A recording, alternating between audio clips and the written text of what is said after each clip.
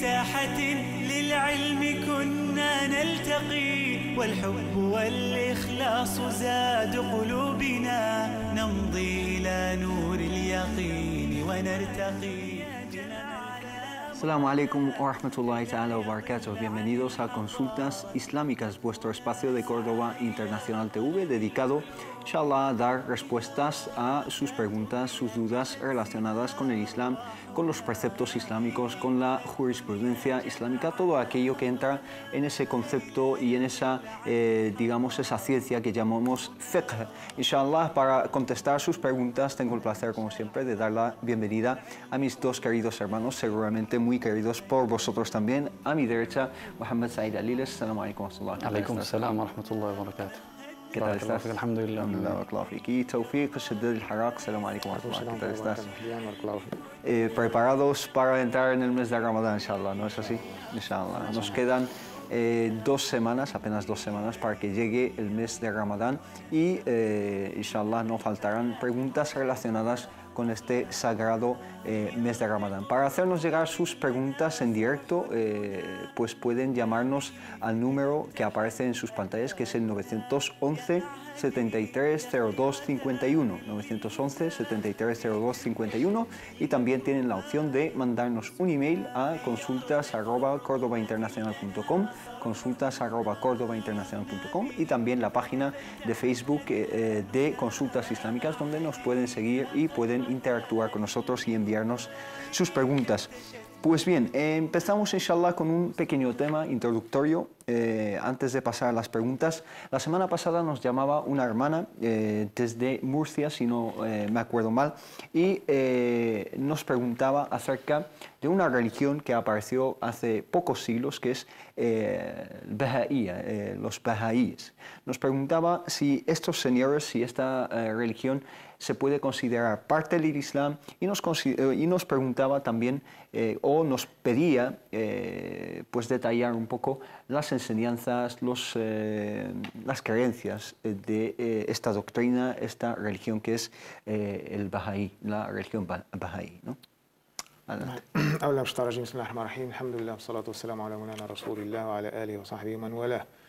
En el nombre de Allah, el clemente y el misericordioso, alabado sea Allah subhanahu wa ta'ala, paz y bendiciones sobre su último mensajero, el profeta Muhammad, sobre su noble familia y sobre todos nosotros que estamos siguiendo sus pasos hasta el día del juicio final. Amén. La verdad es que al final del siglo XIX, concretamente en aquel año 1844, hubo más o menos algo en toda la zona, más o menos de lo que se conoce como el Oriente Medio, pero más o menos hasta todo lo que es el mundo árabe musulmán. Había una sensación de esperar a un Mesías, a un Mahdi, a un Salvador. Esta sensación estaba muy extendida y la gente, había una cultura generalizada en estos países o en estas zonas. Y de ahí, sobre todo en la parte del Ihsa, de lo que se conoce como Arabia Saudita, surgió pues, un fenómeno sheikhía, fundado por Sheikh Ahmed al-Ihsa'i, que eran chiitas imamitas, pero ellos se enfocaron más sobre el tema de esperar a este Salvador o a este Mesías o a este Mahdi. Un movimiento mesiánico. Mesiánico, y tenía sus discípulos alrededor. Y uno de ellos era Ali Rida Shirazi, que estaba bastante influenciado con las enseñanzas de este sheikh e incluso con cierta obsesión con la llegada de este Salvador, de este Mesías, teniendo en cuenta digamos, en el dogma shií imamita, uno de sus 12 imames, concretamente el último, el 12, que ha nacido pero ha desaparecido. Hay 2 versiones: desaparecido, la primera versión cuando tenía 5 años, otra versión, según sus propios libros, como el Qummi, el Kashani, el Jazairi y otros, cuando ya estaba mayor a la edad de 75 años. Está escondido, no sabemos dónde, pero saldrá en los fines del tiempo y llenará la tierra con justicia, como se ha llenado con injusticias. De ahí esto pues, ha dejado sus rasgos en este señor, Ali Rida Shirazi, y empezó a predicar estos mensajes diciendo que él es el bab, la puerta. Para comunicarse con esta persona que está en esta ausencia, autoridad, claro, claro, ¿no? Y pues ha tenido también sus discípulos, después ha tenido uno de sus discípulos más inteligentes, lo que es conocido como Baha'u'llah, era un iraní, pero estudió en Bagdad, viajó bastante. Y con Baha'u'llah ya salió más o menos, según ellos, se declaró como un profeta. Al principio no se declaró directamente profeta, ellos creen lo que se llama la revelación progresiva, de una manera gradual. Poco a poco, como Mesías, y al final declaró abiertamente, públicamente, su profecía igual incluso del mismo nivel de Mohammed, la pasea con él, Jesús la pasea con él, y Musa la pasea con él. Incluso reconocen a otras personalidades históricas como profetas, como me refiero a Zoroastro y a Buda, según sus creencias. Y después el tercero, Abdul Baha, y la hijo, persona, ¿no? Pues no hay un consenso. Sí. Hay una versión que es su hijo, otra versión que es uno de sus brillantes discípulos, aunque la versión de su hijo es la más, digamos, conocida. Y con la llegada de Abbas Afendi, era una persona bastante brillante, y gracias a él lo que tenemos hoy, esta religión Baha'i o Babiyya. Según ellos, con todos los respetos, se declaran una nueva religión, no tiene nada que ver con la religión islámica. Y de ahí, según las autoridades iraníes, que son chiitas, imamitas, desde la época del imperio Safaví, los Safavid declaraban el único islam válido es el chiismo imamita, me refiero a los 12. Lo han considerado como un hereje, como un no musulmán, y la han ejecutado.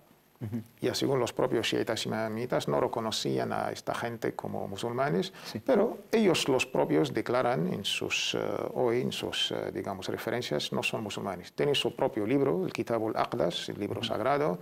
Han dividido el año en 19 meses. El Kitab al-Aqdas es el libro más sagrado, ¿no? El sagrado. La forma árabe... Porque la traducción es de tafdil, de comparación o superlativo incluso. Sí. ¿No? Sus creencias son muy básicas, el mundo es uno, la humanidad es una, igualdad, el paz debe, digamos, un paz mundial. Sí. Y los ritos, casi no hay ritos como la palabra religión, ¿no? Exactamente establecida.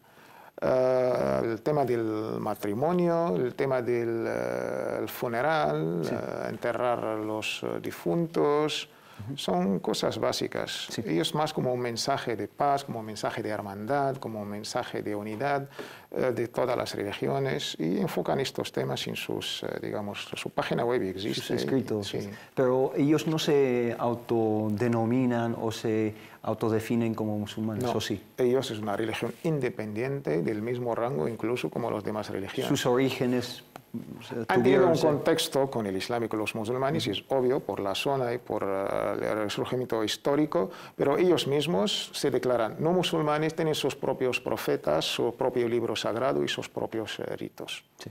Hermano Mohammed Said, ya hemos visto, digamos, los orígenes o la época más antigua de esta religión Baha'i. ¿Cuáles serían las creencias o el credo más destacables de esta religión? Bismillahirrahmanirrahim, alhamdulillah, sallallahu alaihi wa baraka ala mulana rasulillahi wa alihi wa sahbihi. En el nombre de Allah, el misericordioso y clemente, alabado sea Allah, que la paz y las bendiciones de Allah sean con su amado profeta Muhammad, sus familiares, compañeros y aquellos que siguieron su guía hasta el día del juicio final. Me gustaría recalcar, antes de hablar, digamos, de las diferencias en la creencia con esta religión, ¿no? Según los que la siguen, es que a la hora de tratar este tipo de ideologías, creencias, religiones, filosofías, tanto las que afirman ser parte del Islam como las que están fuera del Islam, es desde una perspectiva jurídica musulmana. No negamos, digamos, el derecho de estas personas ni de estos grupos a profesar la ideología que ellos vean oportuna, ¿no? Vivimos, sobre todo, nosotros somos conscientes de nuestra realidad, vivimos en un entorno de libertad y en un entorno, digamos, marcado por el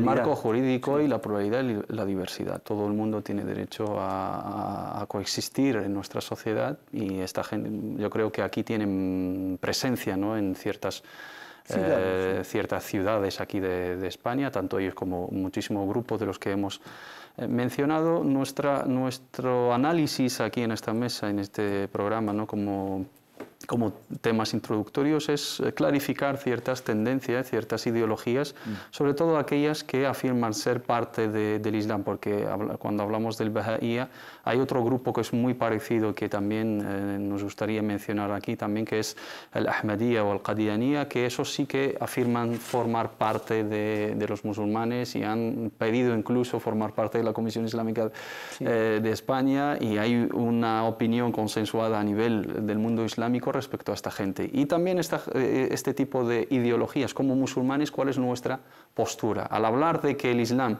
considera que estas religiones o estos pensamientos o esas ideologías pues son contradictorias a sus bases, no es, digamos, no es declararles la guerra ni rechazarles en el sentido de quitarles el derecho a coexistir en nuestras sociedades, sino todo lo contrario, es desmarcarnos, dejar claro cuál es nuestra ideología basada sobre nuestras referencias, el Kitab y el Sunna y Manhaj al-Sahaba radhiyallahu anhum, los compañeros del profeta Muhammad sallallahu alaihi wasallam, y las otras fuentes de nuestra legislación. Las diferencias básicas es que ellos, en contra de lo que creemos según nuestro libro sagrado y lo que nos enseña el profeta Muhammad sallallahu alaihi wasallam, que el mensaje del profeta Muhammad sallallahu alaihi wasallam no es el sello de los mensajes de Allah. El profeta no es el culminante, no es el último profeta de Allah, y hay más profetas, y es digamos, el líder, que es Hussein Ali. Curiosamente sus nombres son nombres islámicos, ¿no? Hussein es el nieto del profeta y Ali es uno de los califas del Islam. Y esta gente, ¿por qué se habla de ella? Porque es que salieron de sociedades musulmanas y en unas épocas marcadas por la colonización británica inglesa en concreto, y especialmente pues sus creencias van en una línea que trabajan ciertas agendas de esas fuerzas colonialistas, etc. Las creencias niegan, digamos, que el profeta Muhammad sallallahu alaihi wasallam sea el último de los profetas. Aceptan todas las otras religiones sin, digamos, sostener la versión de que están tergiversadas y manipuladas según nuestra creencia. Niegan el día del juicio final, y para ellos la interpretación del día del juicio final es la reaparición del Mahdi, que es el Baha'u'llah.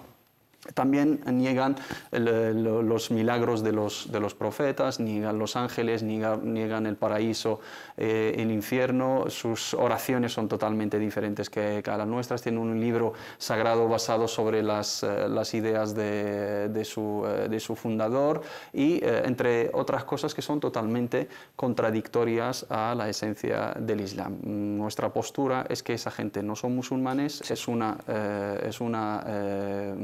tendencia. Si tiene relación con el Islam, se considera apóstata, fuera de nuestro círculo de la creencia islámica pura y purificada. Por lo tanto, hay que dejarlo claro para aquellas personas que piensan, sobre todo los nuevos musulmanes, que luego igual tienen contacto con esa gente a la hora de acercar al Islam. Si alguien quiere seguir esas ideologías o profesar esas confesiones, allá ellos, y en un marco jurídico, como he dicho, de libertades y pluralidad, todos tenemos el derecho de estar mientras se respeten, digamos, ese marco. Sí, nosotros sobre todo hemos hecho esta aclaración en respuesta a la pregunta que nos planteó la hermana Ana la semana pasada desde Murcia, y hemos dejado claro que incluso los bahá'íes no se consideran como musulmanes, simplemente para no caer en la confusión y que algunas personas quizá piensen que son musulmanes. Que digamos, confirma esa cuestión de la relación con las fuerzas colonialistas, es que tanto el Bahá'ía como el Qadianiyya, el Ahmadiyya, pues niegan, digamos,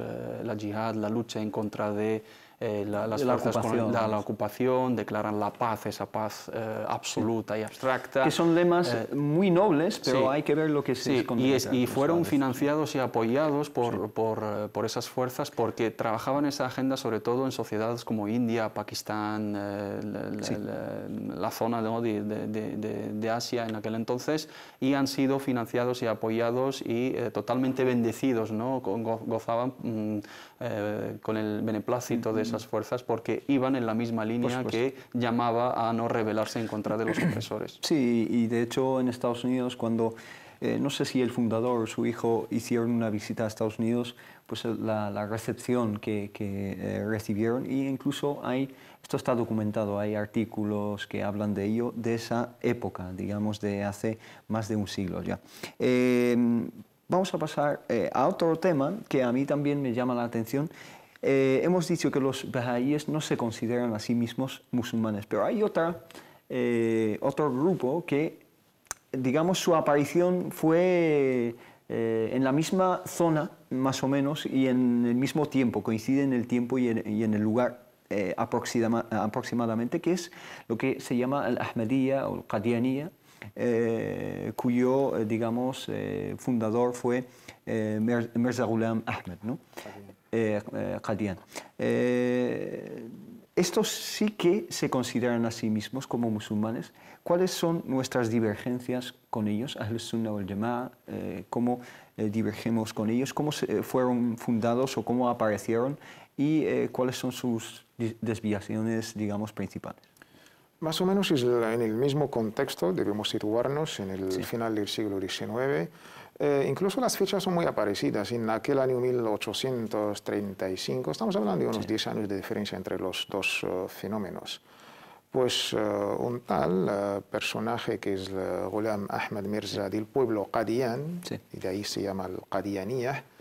Y este nombre es el más, digamos, característico, aunque después, por otras razones, han cambiado, ahora se llaman Ahmadiyya. Sabemos que Ahmadiyya viene del nombre de nuestro amado y querido Ahmed, la paz de Allah sea sobre él.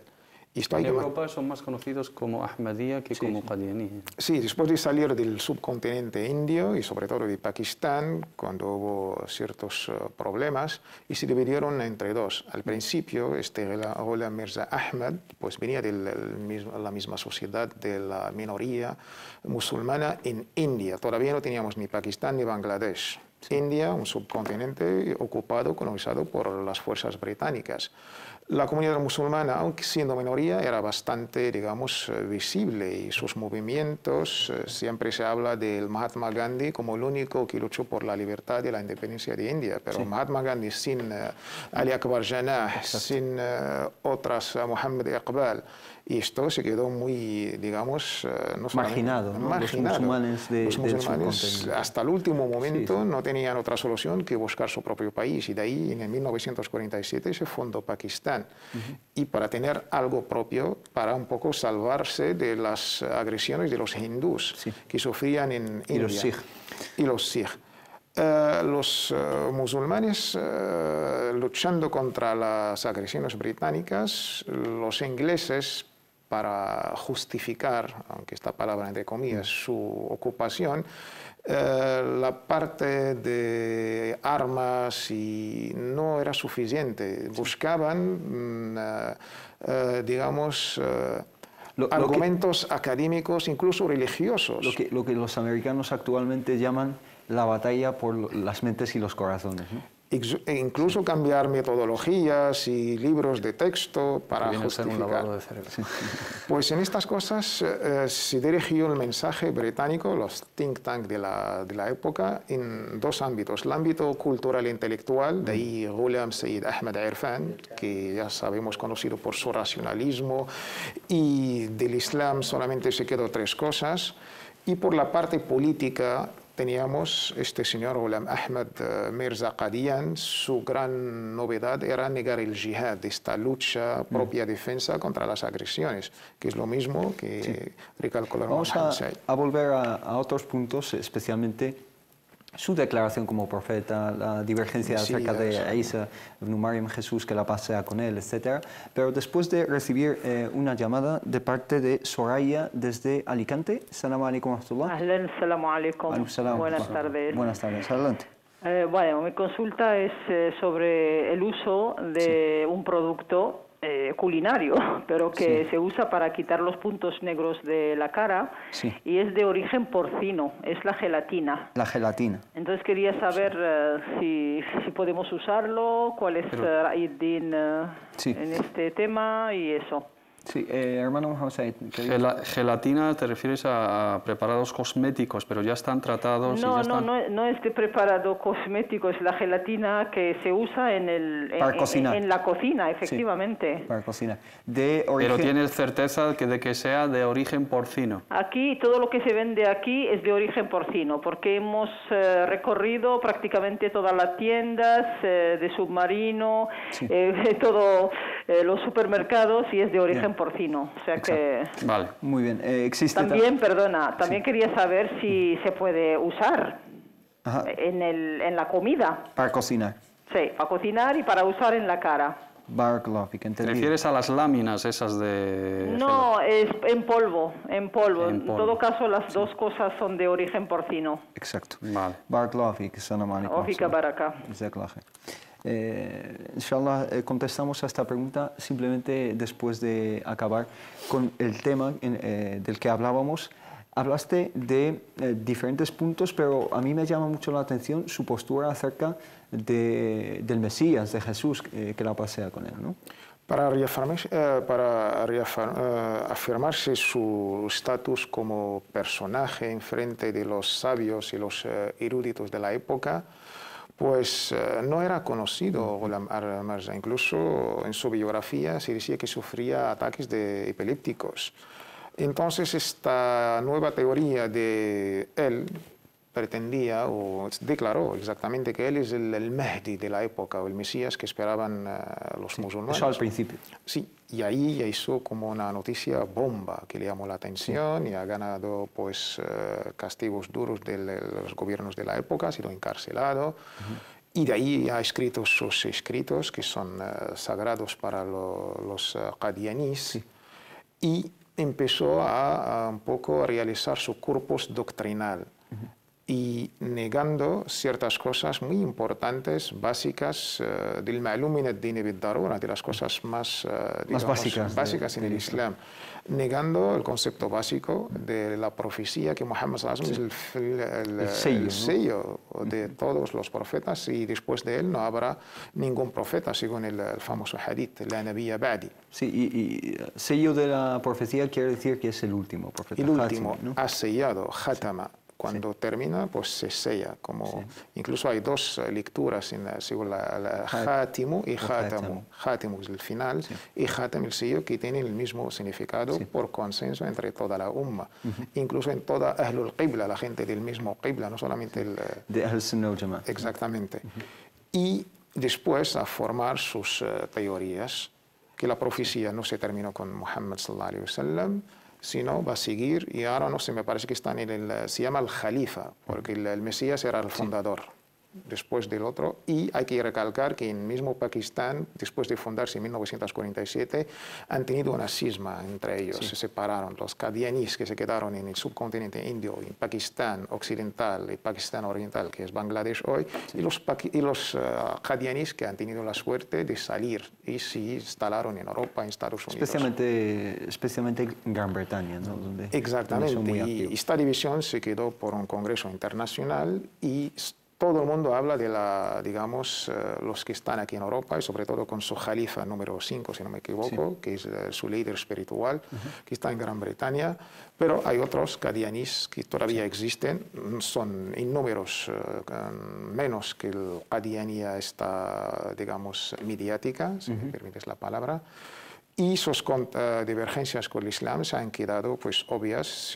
Desde los mismos musulmanes pakistaníes hubo congresos, se han escrito libros. Me viene a la mente el famoso libro de Abu al-A'la al-Mawdudi, uno de los personajes ilustres, y su libro es famoso. Abu al-Hasan Nadwi, que Allah los tenga todos en su misericordia, hasta que se organizó un congreso mundial en la Liga Mundial Islámica, junto con Munazzamat al-Mu'tamar al-Islami, su faceta jurídica, Majma' al-Fiqh al-Islami. Los dos han coincidido en emitir una fatwa consensuada, conocida por todo, que esta gente es una religión nueva, lakum dinukum waliya din, vosotros tenéis vuestra religión, nosotros tenemos la nuestra, y que se queda respeto, y Allah juzgará todo. Pero no se consideran como parte del Islam, ¿no? Con todo el consenso de la umma, no solamente los sunitas, hasta los chiitas incluso. Sí.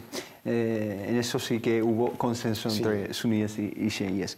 Hermano Mohamed Said. De hecho, que la misma Comisión Islámica de España ha negado la entrada de los Ahmadiyya a formar parte basado sobre esa fatwa consensuada porque ya tienen en 1974. Sí, tienen centros aquí en España, aunque ellos afirmen que son musulmanes, desde nuestra jurisprudencia, desde nuestra creencia, desde nuestras referencias y desde nuestros organismos oficiales, hay un dictamen consensuado oficial en todos los organismos oficiales del mundo islámico y las referencias de nuestros sabios eruditos en el mundo islámico que los declaran fuera del Islam, no son musulmanes. Como ha dicho el hermano Tawfiq, ellos tienen su religión como el Eidín, pero formar parte del Islam, por supuesto que no.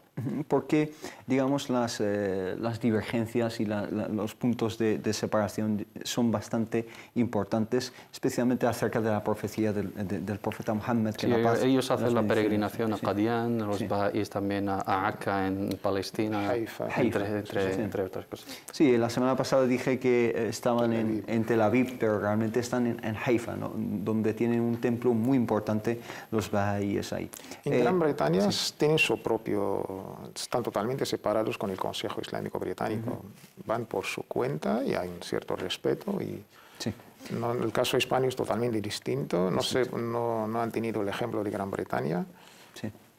Aunque la libertad religiosa está garantizada hace 15 siglos. La ikraha fi din, no hay coacción, no hay, digamos, en temas de creencias y de fe. Pero nosotros tenemos la obligación de aclarar estos conceptos. Pasamos a la pregunta de la hermana Soraya desde Alicante. Nos habla de productos que son porcinos, especialmente la gelatina, su uso como producto cosmético y como preparado para la gastronomía o digamos, la cocina. Sí, primero la afirmación que dispuso la hermana de que todo producto dice en su zona. En su zona sería así, pero es que porque existe gelatina vegetal. Eso es. No todos los preparados de gelatina son de origen porcino, hay que dejarlo claro. Hay preparados de gelatina de origen vegetal, de origen, digamos, de algas marinas, otros de otros animales que,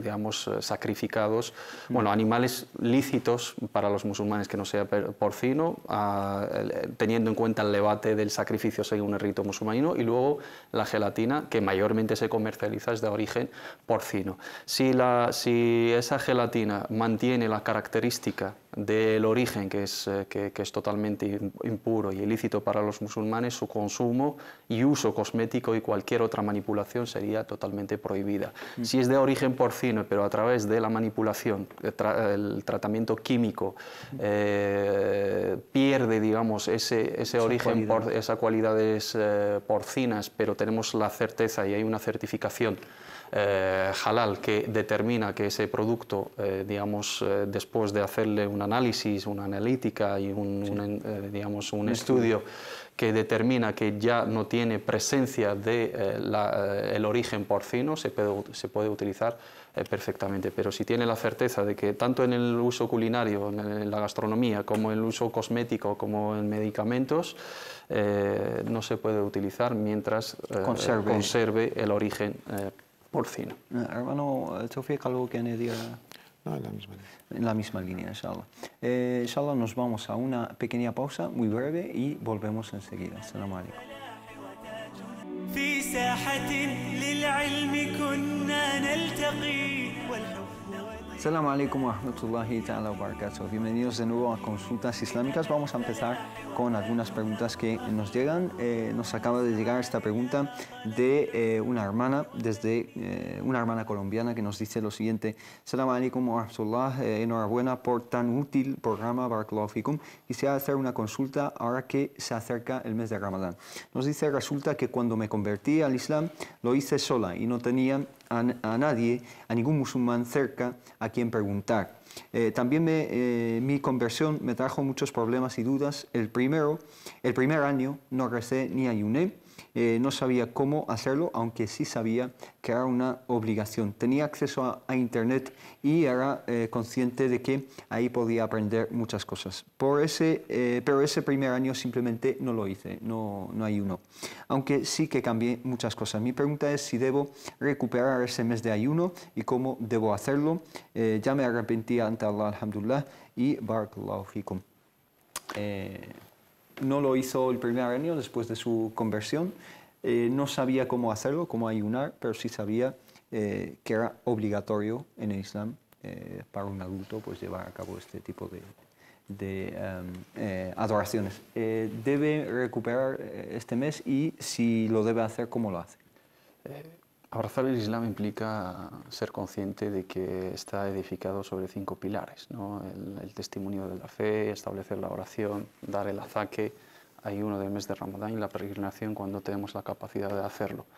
Por lo tanto, cualquier nuevo musulmán que abraza el Islam, digamos, va incluido en el paquete, como se dice, asumir la responsabilidad jurídica. El hecho de ir adentrándose poco a poco en el conocimiento y ir mejorando poco a poco y aprendiendo cómo rezar y memorizando ciertas suras, ciertas súplicas, eso lleva un poco de tiempo y también hay maneras de hacerlo para, digamos, como alternativa a los hermanos que tienen ciertas dificultades. La hermana es totalmente consciente, ¿no?, de esa situación. Ella reconoce de que sí era consciente de la obligatoriedad, sí, de que es un pilar del Islam, es consciente también de que tenía la capacidad de aprender, no sabía, pero sabe que tenía acceso a Internet, a poder aprenderlo. Podemos decir que se exime de la responsabilidad moral por el hecho de no saber cómo hacerlo o hacerlo de la mejor manera, pero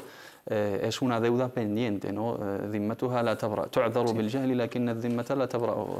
esta cuestión. Es eximida de responsabilidad moral por su ignorancia y por no saber cómo hacerlo, pero es consciente de que es una obligación y es un pilar del Islam y que ha sido negligente con ello y no lo ha llevado a cabo. Por lo tanto, debe de recuperarlo, inshallah ta'ala. ¿Y cómo lo hace? El mes de Ramadán lo debe de ayunar repartido a lo largo de todo el año, inshallah ta'ala, hasta que cumpla el mes, sí, y la oración pues que vaya haciendo el máximo número de oraciones, inshallah ta'ala, aproximadamente para poder, digamos, compensar esa sí, falta, y con una tawbah sincera, inshallah ta'ala, Allah subhanahu wa ta'ala le perdonará.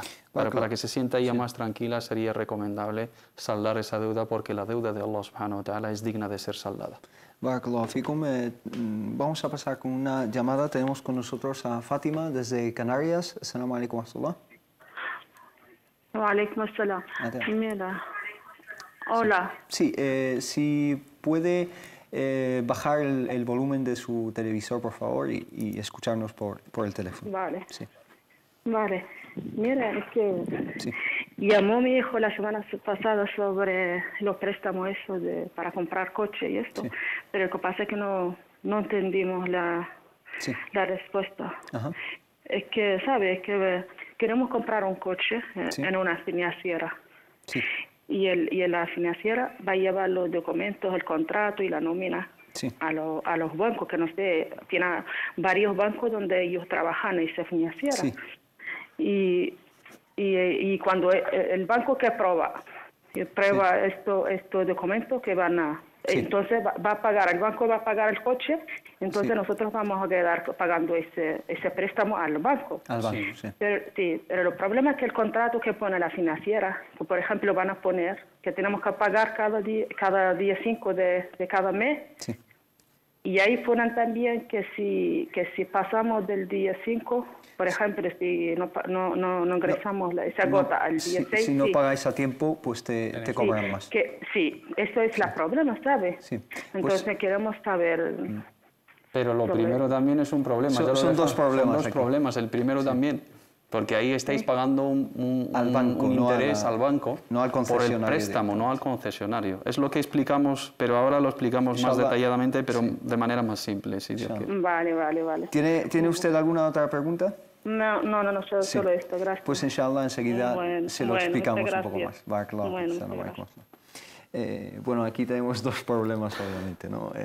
Está el problema de lo que explicamos la semana pasada, que la diferencia entre pagar directamente de forma fraccionada al concesionario, a quien me vende el coche, y pagar a una tercera parte que es la entidad financiera, ¿no? Por el dinero, no por la mercancía. Por el dinero y no por, digamos, la mercancía o el coche, etc. Y también la segunda parte de la pregunta, que es ese incremento, ¿no?, en los intereses si se pasa uno de las fechas del pago, ¿no?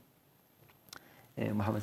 Sí, yo creo que lo explicamos, pero bueno, si la hermana no le ha quedado claro, no hay más remedio, inshallah ta'ala, y con todo el placer del mundo pues lo volvemos a explicar. Hemos dicho que en el caso de financiar un coche o cualquier otro producto a través de una financiera convencional o un banco, lo que estamos pagando ahí, aunque sean cuotas fijas, lo que estamos pagando es el interés sobre un crédito personal, sobre un dinero. Yo cuando voy a un concesionario, pido un presupuesto para un coche, me piden una documentación, esa documentación se la mandan a la financiera con la cual tratan. Ellos cuando me hacen ese estudio, si es favorable, me prestan el dinero.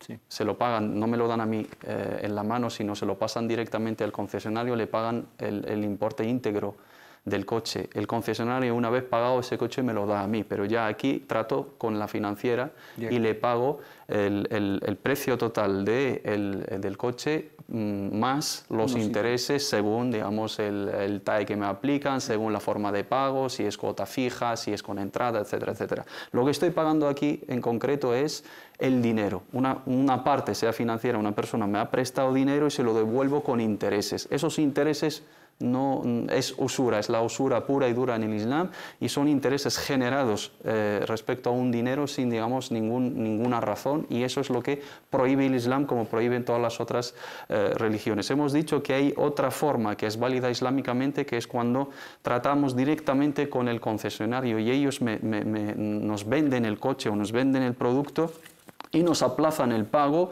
y al aplazar el pago nos cobran, digamos, un poquito más de dinero por darnos más margen de tiempo. Pero aquí no estoy pagando por el dinero, sino estoy pagando por la mercancía. En el caso de que sea una transacción islámica correcta, también pierde, digamos, la consideración de islámica cuando hay penalización. Si tú me penalizas con el claro, la primera parte es un problema. Si la hermana van a contratar un crédito con una financiera, con un banco, islámicamente es haram. Si encuentran un concesionario, un particular o digamos, una exposición de coches o una compra-venta de coches y le van a vender directamente el coche a cambio de aplazar el pago, variando el precio final, pero si le aplican ahí penalización a la hora de tardar, entonces ahí es un interés. Ciertos bancos islámicos, a través de sus comités religiosos, han permitido, digamos, la penalización en las transacciones islámicas como medida, digamos, disciplinaria para proteger el derecho de ese banco, aunque no es aprobada por muchos organismos. Pero aquí, antes de pasar a la penalización, hay que hablar del crédito en sí, que es la base. Esa fórmula que menciona la hermana es totalmente prohibida porque es usura pura y dura, es riba. Y si eso no es riba, pues no sabemos qué es la riba. Efectivamente. Hermano Sofía, una pregunta que nos envían desde México. Nos dicen Luis Ramírez, nos dice: hola, soy Luis y escribo desde México. Hace unos meses que empecé a interesarme y a investigar por la cultura y la religión del Islam, que admiro sin ser musulmán. Me gustaría saber cuál es el origen de la historia que se narra en el Corán, la historia de la caravana, digamos, Ahl al-Kahf.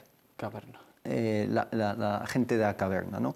Y qué interpretaciones se han hecho sobre ella, ya que es una de las suras que más me gustan. Quisiera también alguna recomendación bibliográfica o de algún sitio web donde pueda leer buenos comentarios sobre los textos del Corán.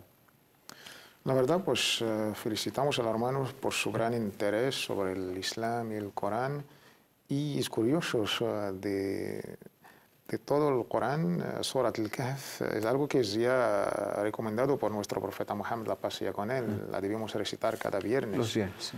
por las lecciones. No solamente está la historia de aquellos jóvenes que han ido... Historia de Moisés. Hay por lo menos 4 o 5 historias. Sí. La primera historia, por supuesto, es la historia de la gente de la caverna, un grupo de jóvenes que han salido pues, para salvarse de las agresiones de aquel tirano gobernador. También tenemos la historia de aquel que tenía 2 jardines. Sí. La historia de Musa y aquel noble siervo de Allah, y la historia del gran rey Dhul Qarnayn. Pero en medio tenemos la historia de Iblis, de Satanás. También, sí. Todas estas historias están llenas de sabiduría y debemos sacar lecciones de ellas. El gran mensaje o la lección que debemos aprender de la historia de la caverna, sobre todo este grupo de jóvenes, es cómo valorar los principios, valorar tu propia religión islámica, valorar lo que tienes sagrado, incluso ante cualquier prueba o cualquier problema, y pedir que Allah nos hace firmes en su camino. La firmeza que nos brinda Allah subhanahu wa ta'ala en su camino es el objetivo final, ser creyente, practicante, pero al final del camino cambiamos o nos perdimos o nos desviamos ante cualquier prueba o cualquier problemilla. Esto es la gran lección que debemos aprender junto con las demás lecciones de las demás historias. Libros que tratan el tema. Lamento decir, hermano, que la literatura islámica en español, en castellano, está todavía en sus primeras, digamos, andaduras. Si el hermano conoce el inglés, sí que hay bastantes, digamos, libros que les puedo recomendar. Mejor es las historias de los profetas del Imam Ibn Kathir, está en inglés. Sí. El mismo tafsir de Ibn Kathir está en inglés. Pero en la web hay ciertas historias, hay un librillo pequeñito que está dirigido a los niños, pero no deja de ser interesante, que se llama Historias del Corán. Lo puede descargar y detalla, alhamdulillah, esta historia con las moralejas y las lecciones que debemos aprender. Barakallahu fik, que es una historia que también nos une o que tenemos en común con el cristianismo, ¿no? Que en el cristianismo también existe la misma figura de la gente del libro, ¿no? Tenemos al teléfono a Mohammed desde Madrid. Salam alaikum wa rahmatullah. Alaikum salam wa rahmatullahi wa barakatuh. Adelante, hermano. Pues eso, hablo en español, ¿no? Sí, sí, por favor. Pues mira, tengo una duda sobre Salat al-Dhuhr o Salat al-Asr. Sí. Resulta que se reza en silencio. Sí. Pero si te equivocas y rezas la primera raka en voz alta, ¿qué se considera? ¿Ziyada o naqsan o cómo es eso? Sí, como enmendarlo, ¿no? Sí, como enmendarlo más o menos, sí. Muy bien, entendido. ¿Alguna otra duda? Alhamdulillah, alladhi bi ni'matihi tatamma as-salihat, y esto por vosotros. Barakallahu fik, jazakallah khair. Salam alaikum wa rahmatullah. Traducimos el dua, pero inshallah que Allah subhanahu wa ta'ala bendiga a nuestro querido hermano Mohammed de Madrid. La pregunta acerca de el Dhuhr y el Asr. Si uno reza la primera unidad, que es la primera raka de esta oración en voz alta, en vez de rezarla como debe ser en voz baja o en silencio, ¿qué supone eso? ¿Qué consecuencias tiene eso? A ver, el aspecto de añadir o omitir algo en la oración o olvidarse de algo en la oración que se denomina ahkam as-sahw, los preceptos, digamos, del olvido. Si lo vamos a detallar aquí, teniendo en cuenta las diferentes opiniones de las escuelas jurídicas, vamos a confundir al hermano. Sí. Yo le voy a aconsejar, no acorde a la opinión que sigo yo personalmente, y que según los textos, el aspecto del israr y el jahr, recitar en voz alta o voz baja en las oraciones prescritas, si es por olvido, no afecta absolutamente la oración. ¿No? Es una de sunan as-salah que no entra, digamos, en el apartado de si fallamos en ello, afecta, digamos, la estructura y tenemos que enmendarlo, corregirlo o compensarlo con sujud as-sahw. Por lo tanto, si el hermano por olvido en el Asr recita Surat al-Fatiha en voz alta y luego se da cuenta, no pasa absolutamente nada. Sí. Si está rezando el Maghrib o el Isha y lo reza en voz baja sin darse cuenta y luego cuando se dé cuenta que vuelva digamos, a cambiar el estado oportuno de la oración, sí, y su oración es totalmente válida y no se considera ni ziyada, ni digamos, añadir, ni naqs, ni omisión.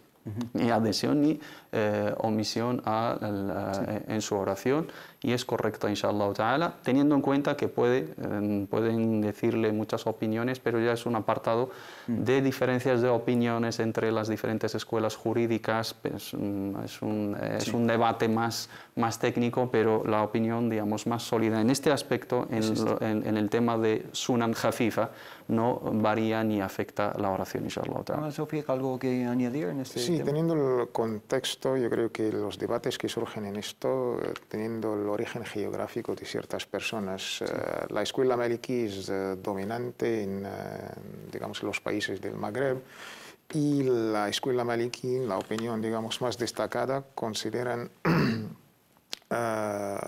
digamos, recitar en voz alta algo que es silencioso es como una adición.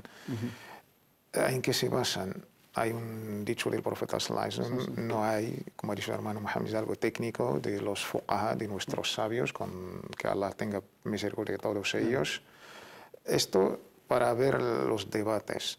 Pero la opinión, digamos, más sólida es lo que ha dicho el hermano Mohammed Said, como son sunan, consenso entre todas las escuelas, sobre todo las 4, pues alhamdulillah su salat es válida, y que diría Allah subhanahu que a todos nosotros que aceptan nuestras obras, inshallah.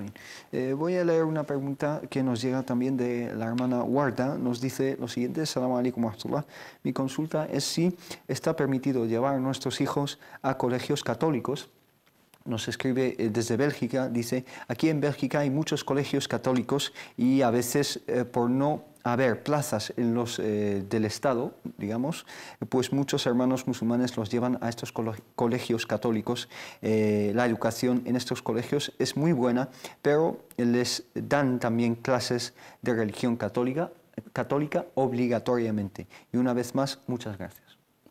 Desconozco, digamos, la realidad jurídica, ¿no? de Bélgica en este aspecto, el tema de las escuelas, el tema de la enseñanza de la religión, y si los padres musulmanes tienen derecho a la objeción o derecho a que sus hijos no den clases de religión, sobre todo si no es su propia religión. Islámicamente no sería correcto mandar a nuestros hijos a que aprendan en, digamos, unas asignaturas de religión que son totalmente contradictorias según nuestras creencias, ¿no? Si nuestros hijos van a ir a clases donde les van a enseñar la creencia de la Trinidad y nosotros creemos en el monoteísmo, de la unicidad de Allah subhanahu wa ta'ala, pues es totalmente contradictorio. Si le van a hablar de la divinidad de Jesús alayhi salam y nosotros creemos que es un profeta y que Muhammad sallallahu alaihi wasallam es el señor de los profetas, es totalmente confuso para la mente de niños que no saben, digamos, discernir, no saben diferenciar entre los argumentos. Si tienen la opción de objeción, pues sería lo suyo, pero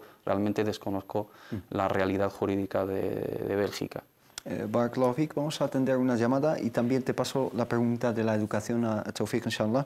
Tenemos al teléfono a Rashid desde Madrid también. Salam alaikum wa rahmatullah. Wa alaikum salam wa rahmatullah. ¿Qué tal, hermano? Alhamdulillah, barakallahu. Alhamdulillah. Solamente quería hacer una pregunta, por favor. Es que, a ver, yo tenía problemas con la mujer y no estamos divorciados, solamente estamos separados. Sí. Y claro, yo cumplía yo siempre le pasaba el dinero de la mano de intención. Sí. Y lo que pasa, ella ahora me está pidiendo una cantidad, o sea, es muchísimo más lo que yo le mandaba. Y ahora me está diciendo, si no lo pago esa cantidad, no puedo ver a mis hijos. Ajá. Y quería saber, por favor, que es que no lo sé si... Sí. ¿Ella es musulmana? Sí, ella es musulmana. Totalmente. Sí. ¿Pero no están divorciados legalmente? No, solamente estamos separados. Lo que pasa es que estoy mandando dinero y, claro, ella ahora mismo me está pidiendo una cantidad. Y si no le paso esa cantidad, no me está prohibiendo ver a mis hijos. Tengo los hijos con ella. Sí. Barakallahu fiik, inshallah, te contestamos enseguida. Hermano Taufik, por ejemplo, que acerca de la cuestión de antes, acerca de la educación, antes de pasar a la pregunta de Rashid, en esta situación que los padres muchas veces se ven obligados a llevar a sus hijos a estos centros, ¿qué pueden hacer? Dice que en los colegios del Estado muchas veces no hay plazas y se ven obligados a llevarlos aquí. Yo estuve en Bruselas, y la verdad que ahí, alhamdulillah, la comunidad musulmana tiene bastantes facilidades. Hay escuelas islámicas, hay institutos islámicos, sean oficiales que pertenecen a ciertos estados, como la Arabia Saudita, como los Turquía, y también hay institutos a nivel de la comunidad. La pregunta sería, ¿por qué la propia comunidad, ciudadanía musulmana belga no tiene sus propios colegios? Los católicos se han movido y han trabajado para, digamos, sus principios. ¿Hasta cuándo vamos a hacer este tipo de preguntas? Y no creo que hay una obligación. Yo conozco más o menos, es el tema de la obligación, la descarto. Se reivindica a nivel académico de ciertas. Hay una cierta cultura que los colegios de curas son mucho más, digamos, coherentes, preparan mejor que los colegios públicos. Esto es un tema relativo, según la valoración de cada uno. Y según el colegio. Exacto, pero la línea que explicó el hermano Mohammed Said es bastante, digamos, claro, preocupante. Y en un colegio de cierta religión, yo creo que entre el abanico de los colegios que hay en Bélgica y Bruselas, hay varias alternativas, alhamdulillah, teniendo en cuenta la calidad. Y la pregunta, ¿estos colegios católicos son gratis, son privados, son de pago? Aparte de lo que cuesta a nivel económico, hay que tener en cuenta todo esto. Yo creo que es un motivo que este debate se abre en Bruselas o en Bélgica, y los propios ciudadanos musulmanes belgas, aparte que el Estado Bélgica, comparado con el resto de Europa, financia las escuelas, reconoce el Islam a través de un Consejo Islámico Cultural belga, y financia a los imames e incluso a la educación de la religión islámica. Esta es la pregunta, y la debe dejar a los, digamos, sabios de Bruselas. Ellos conocen mucho mejor la realidad social, cultural y religiosa y política de su propio país. Sí, yo personalmente, desde luego, antes de mandar a mi hijo a un colegio donde le inculquen pues creencias ajenas al Islam o creencias de otras religiones, pues quizá haga el homeschooling, quizá, ¿no? que es enseñarles desde en casa, ¿no? Hermano Mohammed Said, nos quedaba la pregunta de nuestro hermano Rashid desde Madrid, que nos preguntaba acerca de esta situación que está viviendo con su mujer. Él siempre le ha pasado, digamos, la manutención de los hijos, pero últimamente ha subido la cantidad y él no se ve capaz de pagarla, e incluso le ha amenazado con dejar de ver a sus hijos si no la paga. Dejar claro que el concepto de la separación en el Islam no existe. O estás casado o estás divorciado, ¿no? Podemos hablar de una situación esporádica, ¿no? Mientras se están haciendo las gestiones de divorcio, mientras se está llevando a cabo los trámites de divorcio, y que están en ese momento, pues en un momento de stand-by, pero ya jurídicamente y religiosamente están divorciados. Por lo tanto, si esa relación ha acabado entre ellos, deben de formalizar el divorcio. Y el divorcio en el Islam también tiene sus preceptos. Separaros de ellas con el bien, ¿no? y con una buena conducta, y preservando los derechos de ambos, sobre todo si hay hijos por el medio. Siempre recalcamos esta cuestión. Mucha gente, a la hora de divorciarse, ¿no? y romper una relación, sobre todo si hubo disputa, problemas familiares, etcétera, pues tienden a vengarse de la otra persona, y se olvidan los hijos que están por el medio, las consecuencias, las secuelas psicológicas, la parte negativa que influye a unas criaturas que son totalmente inocentes, que son los niños. Que Allah subhanahu wa ta'ala está con nosotros, tanto cuando estamos casados como que cuando nos vamos a divorciar, y en una relación matrimonial, conyugal, Allah subhanahu wa ta'ala siempre está presente. Y Allah subhanahu wa ta'ala es justo, y cada uno pagará por la maldad, la mala intención y las malas obras y, digamos, el perjuicio que le hace a la otra persona. Tienen que formalizar el divorcio. La cuestión de la manutención es un derecho de los niños, por supuesto. Sí. La custodia es derecho de la madre cuando los niños son menores de edad, pero también tiene derecho a verles, a visitarles, tal, y se convierte en una custodia compartida también en cierto momento de cuando los niños ya llegan a la edad de la responsabilidad, etcétera, y si la mujer no se casa también. Hay diferentes preceptos. Una vez legalizado el divorcio, si se han casado por lo civil, tienen que regirse acorde a la normativa, y el juez es quien determina la cantidad del dinero que tiene que pasarles con manutención en función de su capacidad económica, sus ingresos, etc. Islámicamente lo mismo, islámicamente tienen que regirse acorde a Shara, Allah Azza wa Jal, a la ley islámica, respetar los derechos de esos niños, tener presente a Allah subhanahu wa ta'ala, respetar el derecho de ambos, no olvidarse del bien que hubo entre ellos y los hijos, y que cada uno sea respetuoso con los derechos de los demás. El padre tiene derecho de ver a sus hijos, y si ella le niega ese derecho para coaccionarle, para amenazarle o para vengarse de él, ella es ácima, pecadora ante el ojo de Allah subhanahu wa ta'ala, y Allah subhanahu wa ta'ala la juzgará. Y si él también falta a la manutención, que es un derecho de sus hijos, y al cuidado de sus hijos de manera negligente, pues también es pecador ante el ojo de Allah subhanahu wa ta'ala y será juzgado. Y esto debe de juzgar en ello, y debe de, digamos, zanjarlo la ley de Allah subhanahu wa ta'ala y la normativa vigente que guarda, digamos, los derechos de ambos. Pero ella en ningún caso puede negarle el derecho a ver incluso a sus hijos. En absoluto, ni por ley ni por religión. Sí. En ambos casos, el padre pues también tiene un derecho natural para ver a sus hijos, que son parte de él. Más, nos quedamos legalmente simplemente es más, en una situación de separación que no es oficial, él puede reclamarlos y puede denunciarlos. Si ella le niega ver a sus hijos, puede denunciar eso, pero no hay que llegar a esos extremos. Yo creo que mejor resolverlo por las vías, digamos, del diálogo y por las buenas. Barakallahu fik. Siempre abogamos por el diálogo y la comprensión mutua, inshallah. Solo me queda daros las gracias, Mohamed Said, barakallahu fik. Gracias a ti, barakallahu fik. Y Tawfiq, hermano. Y a ustedes muchísimas gracias por habernos seguido, haber interactuado con nosotros, y les esperamos, inshallah, el lunes que viene. Cada vez falta más para Ramadán, así que no nos falten. Barakallahu fik. Salam alaikum. يا خير دار للهدى فيك انتشت بالمكرمات نفوسنا في أرض قرطبة لنا صرح هنا لذنا به فتفتحت أذهاننا